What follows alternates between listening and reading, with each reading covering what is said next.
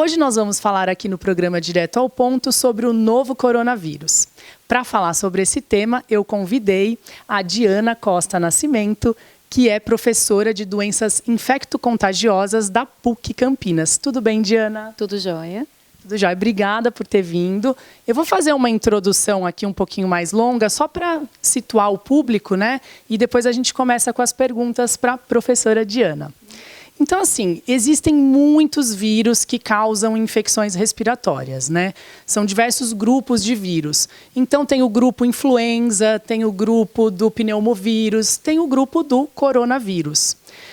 Já existiam circulando pela humanidade cerca de 4 tipos do coronavírus. Só que eram tipos com os quais a humanidade já estava acostumada, então eles não eram... Quando eles atacavam alguma pessoa, eles causavam uma gripe leve, nada muito grave. Aconteceu no início do nosso século, em 2002, lá na China, de surgir um novo tipo de coronavírus agressivo.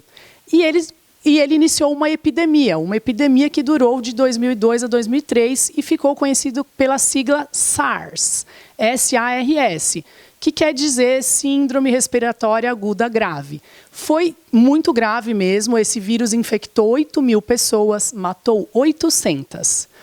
Depois de 10 anos, lá em 2012, surgiu um novo tipo de coronavírus agressivo que foi baseado pela sigla MERS, né, que em inglês significa Middle East Respiratory Syndrome, né, a síndrome respiratória do Oriente Médio. Esse vírus também foi agressivo, ele circulou mais ali pelo Oriente Médio, como o próprio nome diz. E agora, no finalzinho de 2019, nós tivemos esse terceiro aparecimento de um coronavírus agressivo e que começou lá na China, como todo mundo sabe, na cidade de Wuhan, na província de Hubei, e ele está assustando o mundo, né? A Organização Mundial da Saúde solta boletins diários. O último dado que a gente tem é do dia 19 de fevereiro. Cerca aí de 75.500 pessoas estão infectadas e já 2.114 morreram. Então, é assustador, sim. Eu queria começar perguntando para a professora Diana. A gente sabe que surgiu lá na China, né, na cidade de Wuhan. Os cientistas, eles desconfiam que ele tenha surgido no mercado molhado, né, que em inglês eles chamam de wet market, que são o quê? São mercados que vendem animais vivos. Então é um foco propício, né, para surgir doenças novas, doenças infecto-contagiosas. Eu queria que você me falasse como funciona esse surgimento de novas cepas de vírus e como, de repente, eles saltam de uma espécie para a nossa espécie, para a espécie humana. Na verdade, o que acontece é o seguinte: esse tipo de mercado, ele não tem um cuidado higiênico sanitário com os animais. Os animais, eles são mantidos... na grande maioria das vezes, em ambientes muito estressantes, os que ficam vivos, em contato com aqueles que estão mortos, sem nenhum tipo de cuidado. Nossa, então é um lugar de muita falta de higiene. Muita falta de higiene, presença de vetores, então moscas, muito presentes, sentando em vários tipos de carne diferente, né? E animais vivos, animais mortos convivendo no mesmo espaço. Então, assim... os vírus, eles vão evoluindo à medida em que o hospedeiro também vai evoluindo. No caso do coronavírus, nós sabemos que temos reservatórios silvestres na natureza, que convivem com esses vírus, né? O que acontece é que... Só uma perguntinha para os leigos aqui. Quando você fala reservatório silvestre, é que ele está hospedado num animal selvagem? Isso. O vírus se adapta e fica hospedado dentro desse animal selvagem e vai convivendo. E muitas vezes mantém-se esse vírus nesses animais selvagens, né? O que acontece é, quando o humano tenta entrar em contato com esse animal selvagem, de repente não de uma forma muito adequada. E, por exemplo, no caso desses mercados, no caso da alimentação, sem os cuidados básicos de higiene, né? Então, esse relacionamento faz com que diferentes vírus entrem em contato, e não só isso.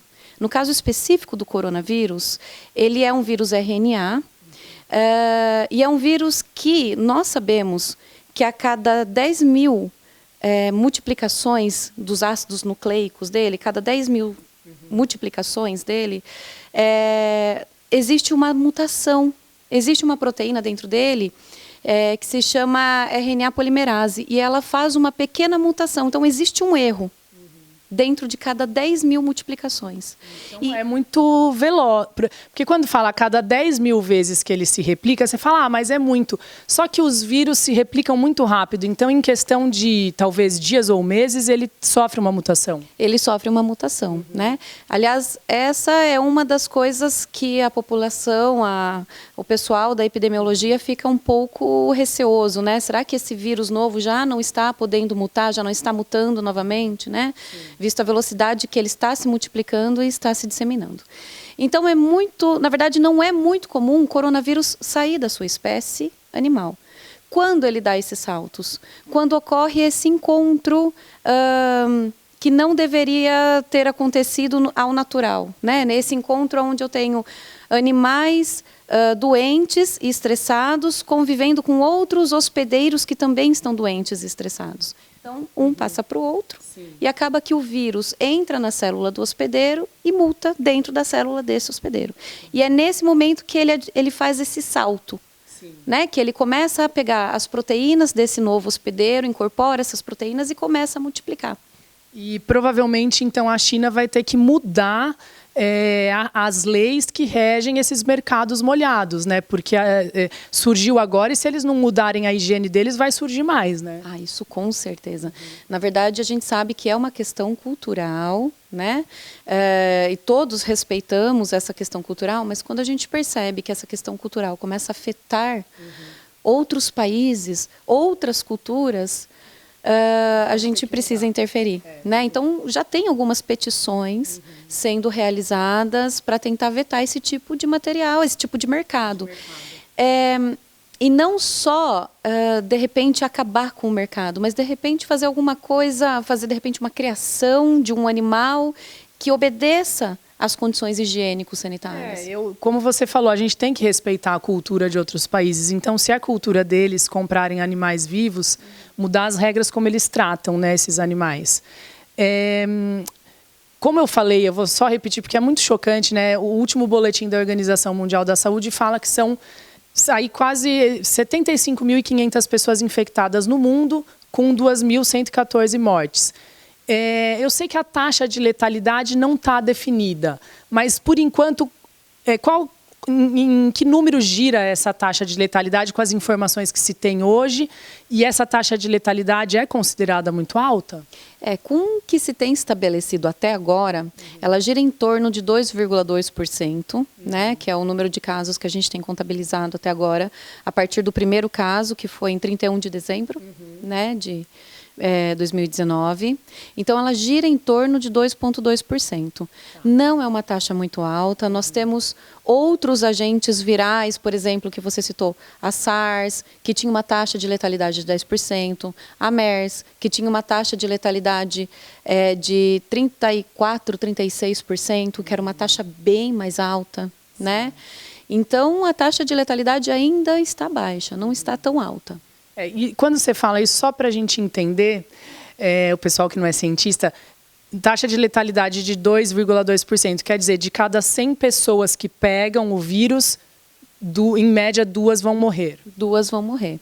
Na verdade, o que preocupa mais é a taxa de disseminação. Isso sim é alto, né? E isso é alto. A taxa de disseminação é alta.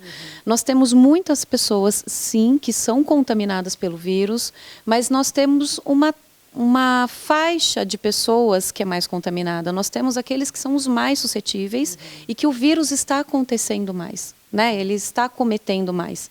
Então, nós temos muitas crianças sendo acometidas, devido ao fato de o sistema imunológico ainda ser um sistema imunológico um pouco imaturo.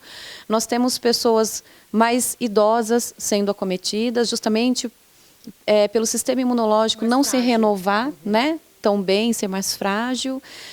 Nós temos portadores de doenças, então, portadores de vírus da AIDS, do HIV, portadores de doenças crônicas.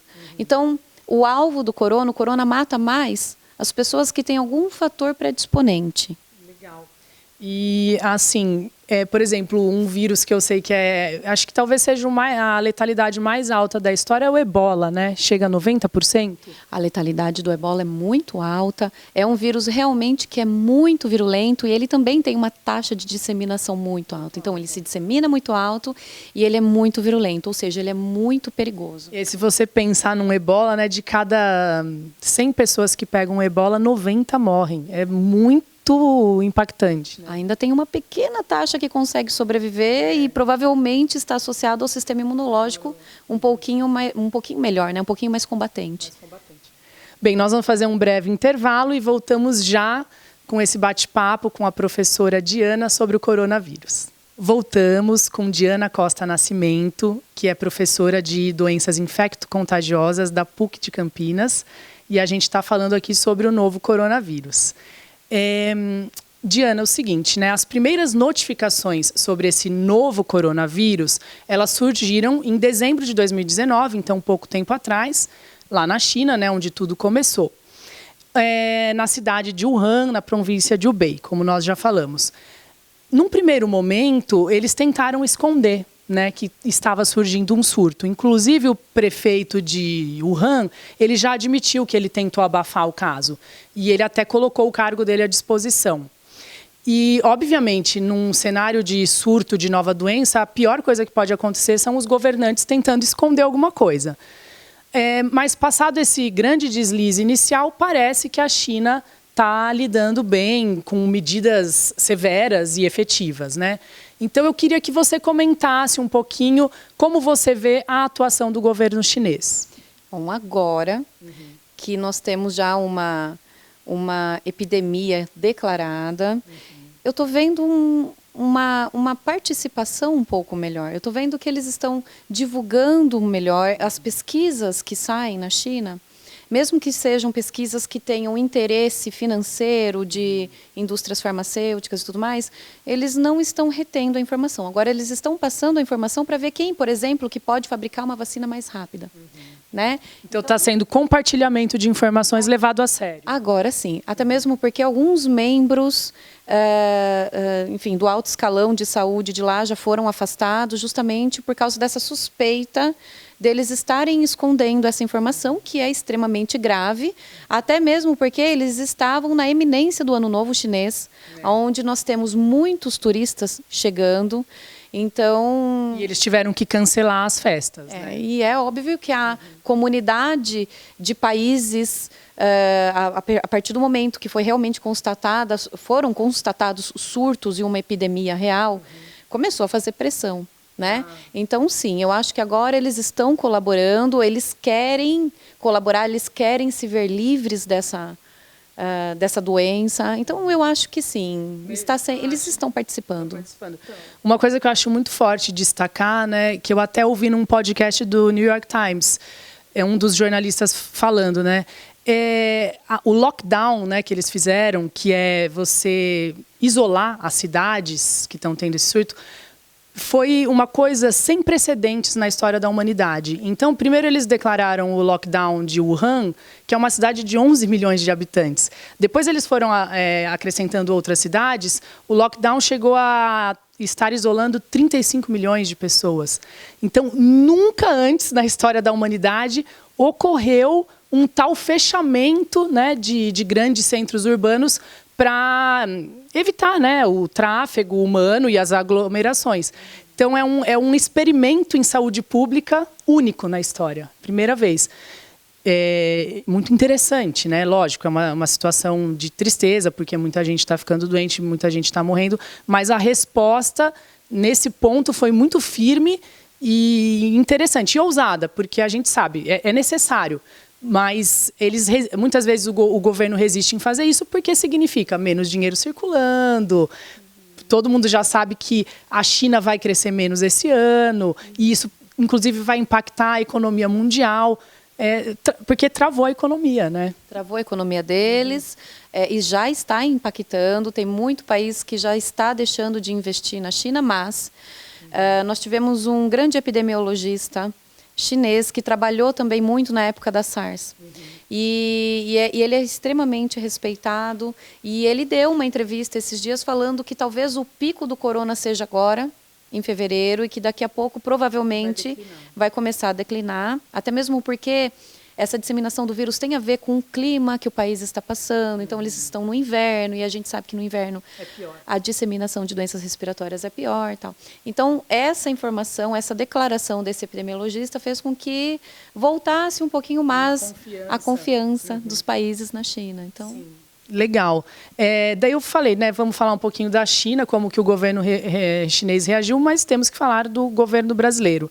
Então, eu fui dar uma pesquisadinha, né, no site do Ministério da Saúde. Lá eles declaram, né, que a primeira grande ação assim, federal do governo brasileiro foi no dia 31 de janeiro, aqui de 2020, não faz muito tempo. O Jair Bolsonaro, né, assinou um decreto que também foi assinado pelo nosso ministro da Saúde, o Henrique Mandetta, reativando, né, o que eles chamam de Grupo de Trabalho Interministerial de Emergência em Saúde Pública. Então, reativando porque é um grupo que já existia e que ele trabalhou na pandemia de um outro tipo de vírus, que foi a pandemia do influenza, em 2009. Então, eles já tinham essa experiência de trabalhar numa situação alarmante, né, que foi em 2009, não faz tanto tempo, e esse grupo foi reativado. E outra atitude que o governo teve, essa foi mais midiática, né, foi também resgatar os brasileiros que estavam lá. Então, queria que você também comentasse um pouquinho como é que está a ação do nosso governo, do governo brasileiro, perante essa ameaça. Bom, o governo brasileiro está sendo bem claro em relação à divulgação dos dados de casos suspeitos, divulgação de casos entre as cidades e os estados. Então, foi deixado muito claro para a gente que estamos falando o que realmente está acontecendo, né? Então, neste ponto de vista, me parece que estão sendo bem claros. Bem né? claros, bem transparentes. Eu até achei interessante também que qualquer suspeita, rapidamente eles colhem o material e mandam para o laboratório para daí ter aquela certeza científica se a pessoa hospeda ou não o vírus. Né? Exatamente. Nós temos grupos de epidemiologia trabalhando não só um ou dois grupos, como vocês estão, mas nós temos vários. Nós temos grupos de epidemiologia trabalhando a nível municipal, a nível estadual e a nível federal. Então, quando nós temos um alarme, uma doença que é potencialmente infecciosa, potencialmente letal, esses grupos são acionados e começam a trabalhar em conjunto. Muito legal, porque nesse momento a informação, o conhecimento tem que ser partilhado de uma forma transparente e rapidamente. A velocidade aqui conta muito, né? Com isso, a gente conta com as plataformas informatizadas, ajuda muito. Então, o próprio diagnóstico da doença está um pouco mais rápido, né? Nós trabalhamos bastante com biologia molecular. Então, você sabe, por exemplo, a hora que chega um material, né, da pessoa que normalmente são retirados da mucosa, do nariz, da garganta, a hora que chega no laboratório, quanto tempo demora, quantos dias para ficar o resultado pronto? É uma média de 3 dias. Uma média de 3 dias. Então, primeiro a gente faz os exames que nós descartamos os outros vírus, que são exames mais rápidos. Então, descarta-se os outros vírus. Descartou, ainda existe uma suspeita, nós encaminhamos essa amostra para laboratórios que são credenciados.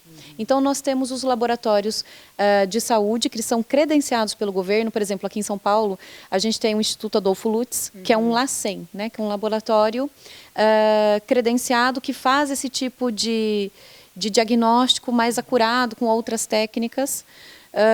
Então, essa informação é passada pelos LACENs, os LACENs comunicam a nível de estado, os estados comunicam a nível federal, e nós temos uma grande plataforma que nós conseguimos colocar esses dados e trabalhar com esses dados e, se for necessário, passar esses dados a nível mundial.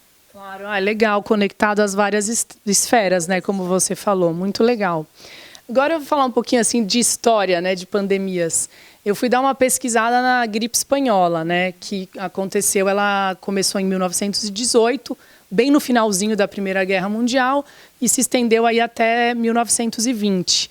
Eu achei curioso porque assim, ela chama gripe espanhola, mas ela não surgiu na Espanha, ela surgiu nos Estados Unidos. Falei, uai, né, mas por quê? Diz que a explicação é que a Espanha estava neutra na guerra, então não tinha pressão dos governantes de esconder as informações. Então, nos jornais espanhóis saía mais notícias sobre a gripe espanhola, o que muitas vezes dava a impressão de que mais pessoas estavam sendo contagiadas e morrendo lá. Mas não era, estava acontecendo isso na Europa inteira, no mundo inteiro, só que eles estavam mais com a imprensa mais livre.